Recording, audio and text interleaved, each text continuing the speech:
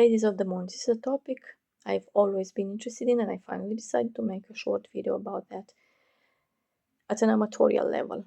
So if you need a video with much demonstrations, with explanations at a more scientific level, you'll find on YouTube everything you need or everything you want.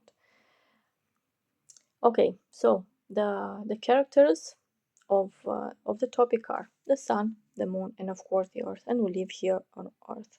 Let's imagine the situation that we have here: the sun, the moon, and the earth. The sun will illuminate the side of the moon that watches towards it. But we are here on earth, and from our perspective, what we see is the dark side of the moon. In fact, we don't see anything.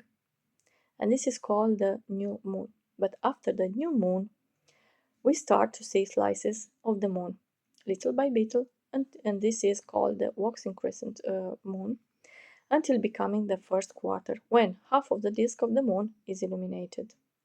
After the first quarter, we will see the gibbous waxing moon, when we see 3/4 of the moon, and we see after that we see the full moon.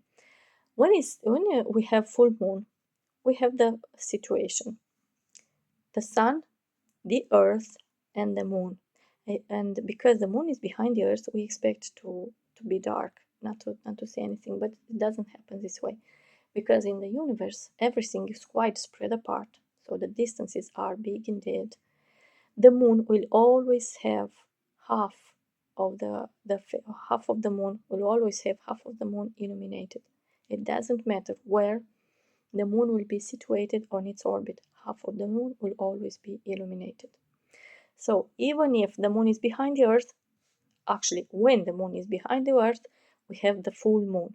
And after the full moon, when the full circle of the moon is illuminated, the moon will start to be less and less illuminated until having the waning gibbous moon, when we see 3/4 of the moon illuminated, the last quarter of the moon, or the third quarter of the moon, when we see half of the disk of the moon, and the waning crescent moon, and going back to new moon again. The moon needs approximately 27 days in order to complete to orbit the Earth. So if you are curious enough to go outside and watch the moon for a month at the same hour, admitting that the time will allow you to do that, you see the phases of the moon. And I think this is quite wonderful. It's quite a beautiful spectacle to see.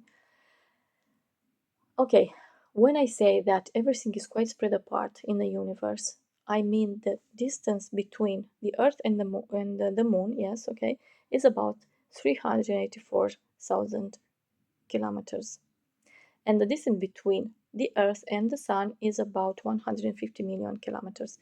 But these are not absolute measurements, because we don't have we don't have instruments to perfectly measure, to make these measurements with perfect accuracy.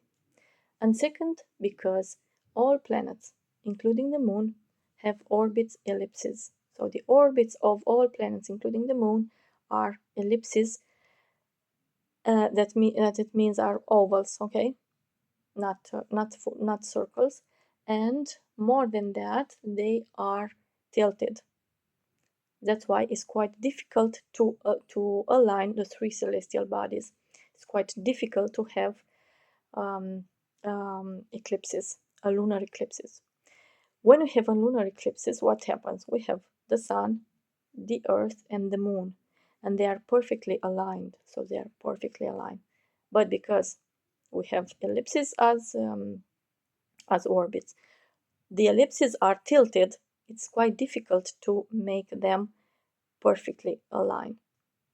And I repeat myself, that's why you don't have eclipses every month. But what I mean with this video, actually, I decided to make this video because not too far away I've read again Jules Verne, and I've read From Earth to the Moon and Around the Earth.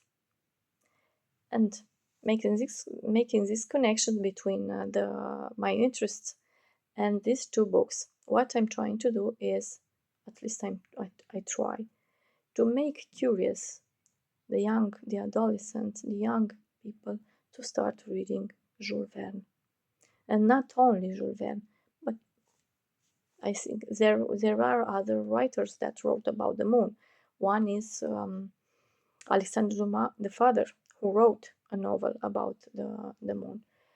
Cyrano de Bergerac, the Chinese studied the moon even before Galileo watched it with his telescope. So the Chinese already, long time ago, studied the moon.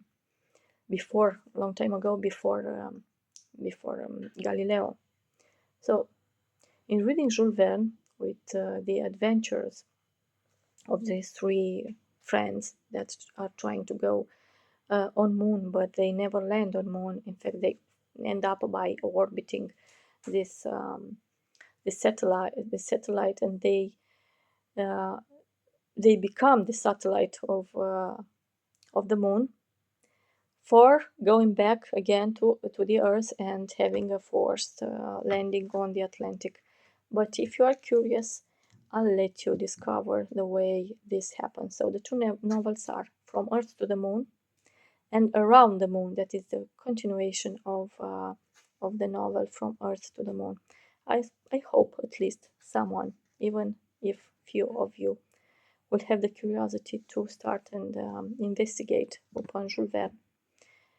I hope that someone will be interested indeed to read, not to lose this habit. In fact, that's why I wanted to do this video, just to encourage the adolescents and the young people to start reading. Okay, with all this being said, have a good day.